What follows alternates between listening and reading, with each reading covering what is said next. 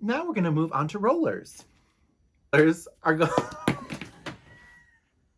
mesh rollers. So here they are. So what you can do with them is, because they are on a spring, you got one piece on the wig that you just can't get a full roller in. You can literally just squish it in, and then you have a 1-inch roller that you need, right? Amazing. And then you can also stretch them out to get longer sections if you need as well.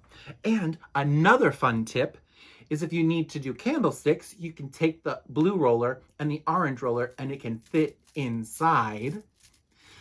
And then you can put another blue roller over here. Let's get another blue roller, shall we?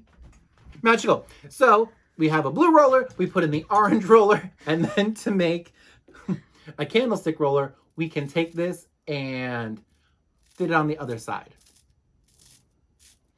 So now it's a candlestick roller. Look at extra length.